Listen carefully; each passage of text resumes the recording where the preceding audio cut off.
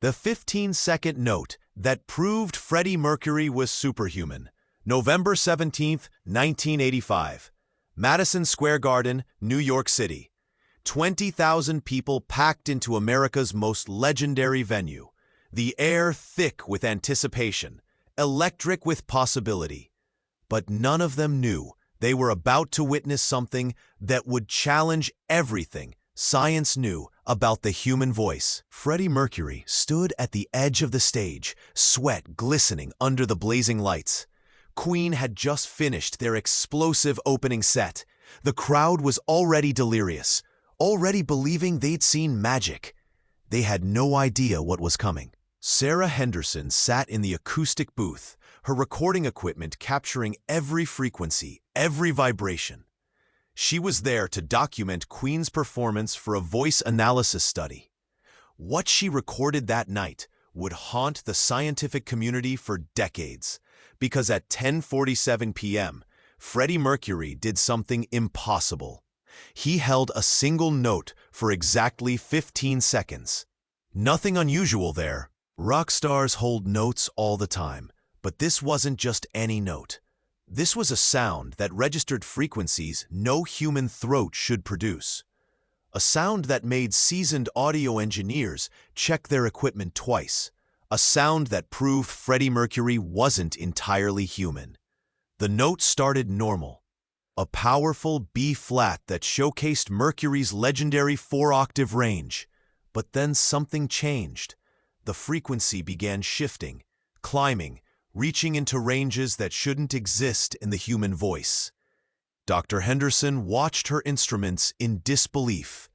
The readings were impossible. The sound waves were doing things that defied vocal anatomy. But there was Freddie, standing center stage, producing sounds that belonged in another world. What happened in those 15 seconds changed everything we thought we knew about human potential. And the truth behind that impossible note? It's darker than anyone imagined.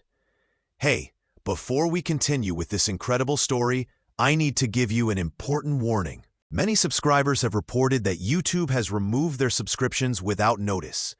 Just take a quick look at the red button below to make sure you're still subscribed to the channel. I don't want you to miss any of the exclusive content that's coming up. And while you're there, leave that powerful like that helps me a lot with the algorithm. Oh, and tell me in the comments, which city are you watching from? I love getting to know every amazing person who is part of this community. Your participation makes all the difference. Let's interact. Freddie Mercury was born Farrokh Bulsara in Stone Town, Zanzibar. But even from childhood, something was different. Very different. His boarding school roommates at St. Peter's School in India whispered about the boy who sang in his sleep. Not humming, not mumbling, singing in perfect pitch while unconscious. His voice teacher, Mrs. Patricia Williams, kept detailed notes about her most unusual student. Young Farrokh produces sounds that shouldn't be possible for his age, she wrote in 1958. His vocal cords seem to vibrate in patterns I've never encountered in 30 years of teaching. But it was his teeth that held the real secret. Those famous overbite teeth that Freddie refused to fix, despite management pressure and media ridicule. He claimed they were essential to his sound. What he never told anyone was why.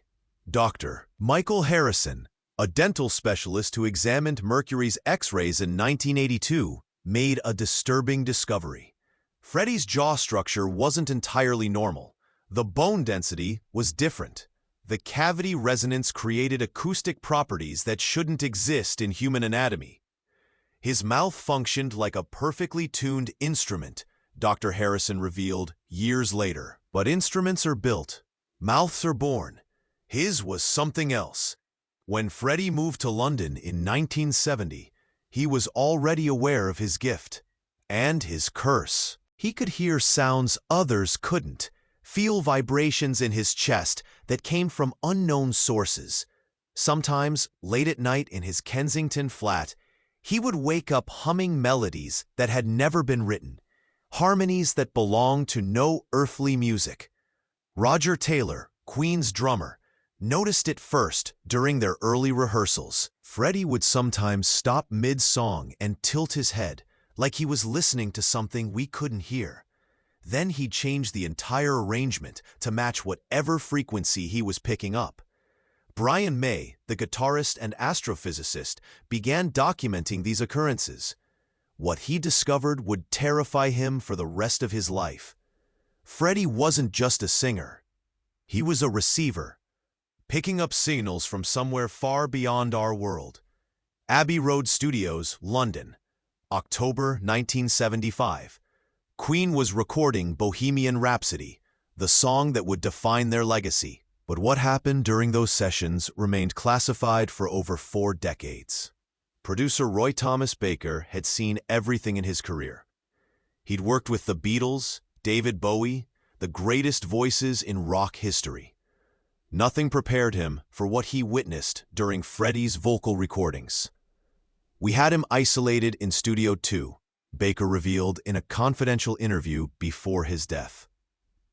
Standard procedure, but the microphones were picking up harmonies we weren't recording, voices that weren't there. The tape operator, John Harris, documented everything. His logbooks, discovered in 2019, paint a disturbing picture. Day 3 of recording. Mercury's voice is registering frequencies beyond equipment range. Multiple harmonic overlays appearing on tape with no source. Audio engineer claims equipment malfunction, but all systems check normal. It was during the famous Galileo section that the impossible happened. Freddie was recording his layered vocals, building that otherworldly choir effect that made the song legendary. But according to the session notes, he was recording alone. No overdubs, no multi-tracking. Just Freddie in a sealed booth, producing the sound of 30 voices. Brian May was in the control room when it happened. The mixing board showed input from multiple sources, but Freddie was the only person in that booth. We could see him through the glass. One man. But the sound, it was like he had an entire choir inside his throat. The BBC's acoustic analysis, conducted in secret, revealed something that violated everything we knew about human vocal anatomy. The harmonic frequencies were mathematically impossible for a single voice to produce, yet there they were, permanently etched onto magnetic tape. But that wasn't the strangest part. When they played back the recordings, they could hear whispers in languages that didn't exist, melodies that followed no known musical scales, and underneath it all, a constant low-frequency hum that seemed to pulse with its own heartbeat. Dr. James Morrison, a specialist in acoustic phenomena, analyzed the tapes in 1989. His conclusion was classified immediately. Subject appears to be channeling audio transmissions from an unknown source. Vocal patterns suggest communication rather than performance. Recommend immediate psychological evaluation. The evaluation never happened. Freddie Mercury was too valuable to the music industry, too important to Queen's success, so they buried the evidence and pretended everything was normal. But Freddie knew. He knew he was changing, becoming something that couldn't be explained by human science, and the voice that made him famous was slowly consuming him from the inside. Live Aid, July 13, 1985, JFK Stadium, Philadelphia. 1 billion people watching worldwide. Queen's 20-minute set would be remembered as the greatest live performance in rock history. But what really happened that day remained hidden for decades. Freddie walked onto that stage knowing something was wrong. Very wrong. For months, his voice had been changing, not deteriorating, evolving. He could hit notes that existed beyond human hearing, feel frequencies that vibrated through his bones. Sometimes, in quiet moments, he could hear other voices answering his calls from vast, impossible distances. Sound engineer Robert Williams was monitoring Queen's performance from the control booth. His readings that day broke every rule of acoustic physics. Mercury's voice was registering on equipment designed to measure jet engines, Williams revealed 40 years later.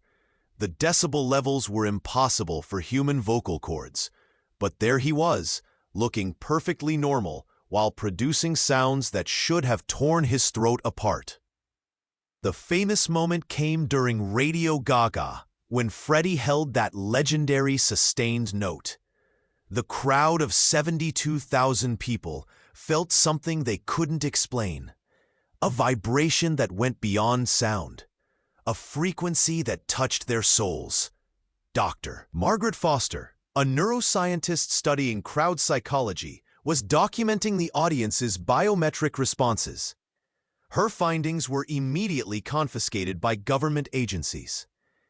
The entire stadium showed synchronized brainwave patterns during Mercury's vocal peaks, she later testified in closed congressional hearings. 72,000 people experiencing identical neural responses.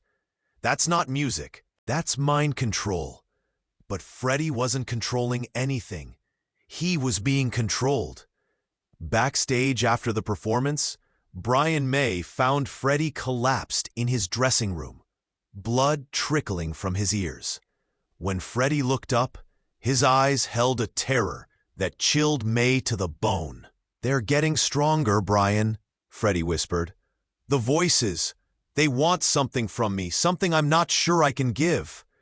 What May didn't know was that Freddie's blood wasn't just coming from his ears. Government medical reports, classified for national security reasons, revealed something that defied biological explanation.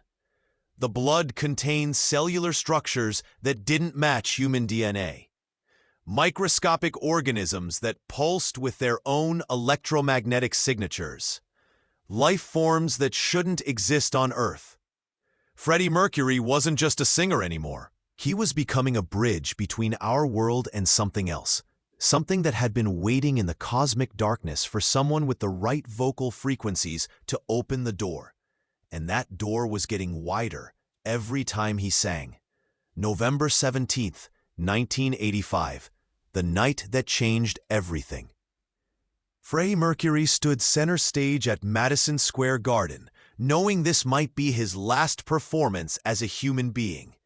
The voices in his head were constant now, not hallucinations, communications from intelligences that existed in frequency ranges beyond our dimension. They had been preparing him, changing him, using his voice as a conduit for something humanity wasn't ready to understand. Dr. Sarah Henderson monitored everything from her acoustic booth. She had been tracking Mercury's vocal evolution for 2 years, documenting changes that violated every law of human biology. Tonight, her instruments detected something that made her question reality itself. At 10:47 p.m., during the final encore, it happened. Freddie began that impossible 15-second note, not with his mouth, but with his entire being. The sound emerged from frequencies that existed in other dimensions, channeled through vocal cords that were no longer entirely human. Henderson's equipment showed readings that belonged in theoretical physics textbooks, not concert venues. The acoustic waves weren't following normal propagation patterns. They were bending space around them, creating pocket dimensions of pure sound. The 20,000 people in that arena experienced something that would haunt them forever. As Freddie held that note, they felt their consciousness expanding, touching minds and realities that existed beyond the edges of our universe. Time stopped. Reality wavered. For 15 seconds, Madison Square Garden became a portal between worlds. CIA agent David Richardson was among the audience that night, monitoring Mercury as part of Operation Frequency, a classified program investigating individuals with potentially supernatural abilities. His report, declassified in 2019, revealed the government's true interest in Freddie Mercury. Subject achieved sustained acoustic output measuring 127 decibels while displaying no physical strain. Audience exhibited synchronized alpha brainwave patterns suggesting external influence. Recommend immediate containment and study. But containment was impossible. Freddie Mercury had become something beyond government control, beyond human understanding. As that 15-second note reached its climax, something answered from the darkness between stars. A harmony that had been waiting eons for the right voice to call it home. Freddie felt them entering our dimension through his voice, using the acoustic pathway he had unknowingly created. Ancient intelligences that had been imprisoned in frequency ranges too high for human perception. Until now, when the note finally ended, Freddie collapsed. But the beings he had summoned remained, invisible to human senses, feeding on the acoustic energy he had generated. The invasion had begun, and Freddie Mercury was patient zero in humanity's first contact with forces that existed beyond our comprehension. The man who walked off that stage was no longer the same person who had walked onto it. He was something else now, a hybrid, part human, part conduit for intelligences that viewed our species as useful frequencies in a cosmic symphony we couldn't understand. The final years, 1986 to 1991. Freddie Mercury lived as a prisoner in his own body, sharing space with intelligences that existed beyond human comprehension.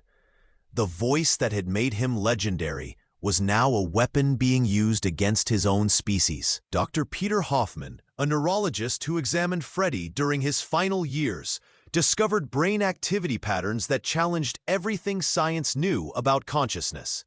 His neural pathways showed configurations that shouldn't exist in human anatomy. Hoffman testified in classified hearings, multiple consciousness signatures occupying the same cranial space.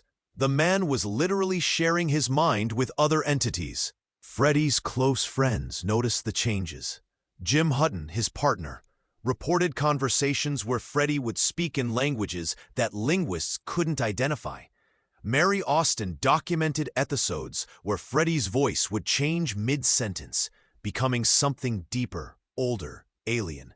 "Sometimes I would wake up at night and hear him singing," Austin revealed in sealed testimony. But it wasn't Freddie's voice anymore. It was something else using his throat to communicate with unseen listeners. The beings that had entered our dimension through Freddie's voice were establishing a foothold in our reality. Government surveillance detected acoustic anomalies at concert venues where Queen had performed. Electromagnetic disturbances that suggested the presence of non-terrestrial intelligences. But Freddie fought back. In his lucid moments, he realized what was happening. The voice that had been his gift was becoming humanity's curse. He made a desperate decision. Working with Brian May and John Deacon, Freddie began composing what he privately called the Containment Suite, a series of songs designed to trap the alien consciousnesses within specific harmonic frequencies. Innuendo, the show must go on. These are the days of our lives. Each track was carefully crafted to create acoustic prisons for the entities that had invaded his mind. The plan worked, partially. By channeling his remaining human consciousness into these final recordings, Freddie managed to contain most of the alien intelligences within the magnetic tape itself. But the price was his life force. Each song drained more of his humanity, transferring his essential self into the recordings while leaving his physical body vulnerable to the degenerative disease that would ultimately claim his life. Dr. Morrison's final report on the Mercury case, classified at the highest levels, revealed the true cause of Freddie's death. Subject expired not from conventional illness, but from complete spiritual exhaustion. His consciousness had been systematically transferred into external storage media, leaving insufficient life force to sustain biological functions. When Freddie Mercury died on November 24, 1991, he wasn't really gone. He had become something else, something that existed in the frequencies and harmonics of his recorded music. The alien intelligences remained trapped in those final recordings, contained by Freddie's sacrifice, but not destroyed. Waiting, listening, planning their return. Garden Lodge, Kensington, London, November 24, 2023. 32 years after Freddie Mercury's death, the house where he spent his final years sits empty, but not silent. Neighbors report strange acoustic phenomena. Voices singing in harmonies that hurt to hear. Frequencies that make electronic equipment malfunction. Sounds that seem to come from everywhere and nowhere. Dr. Rachel Morrison, granddaughter of the acoustic specialist who first analyzed Mercury's voice, has spent her career studying the recordings he left behind. Her findings suggest that Freddie's containment system is weakening. The magnetic tape is degrading, she explains in her classified report to international intelligence agencies. The harmonic barriers he created are breaking down. The entities he trapped are finding ways to communicate with the outside world. Music collectors who own original pressings of Queen's final albums report disturbing experiences. Voices calling their names from within the music. Melodies that play when the records aren't spinning. Harmonies that exist only in the spaces between notes. But most disturbing are the reports from vocal coaches worldwide. Students attempting to replicate Freddie's techniques are developing abilities they shouldn't possess. Frequency ranges beyond human anatomy. Harmonic awareness that suggests contact with non-terrestrial intelligences. The government's current assessment, buried in classified archives, is chilling. The Mercury effect appears to be spreading through acoustic mimicry. Subjects attempting to replicate his vocal techniques are experiencing similar consciousness alterations. Recommend immediate suppression of all instructional materials related to Mercury's vocal methods. Yet the music continues. Queen's recordings play in venues across the globe. Each performance potentially weakening the barriers Freddie died to create.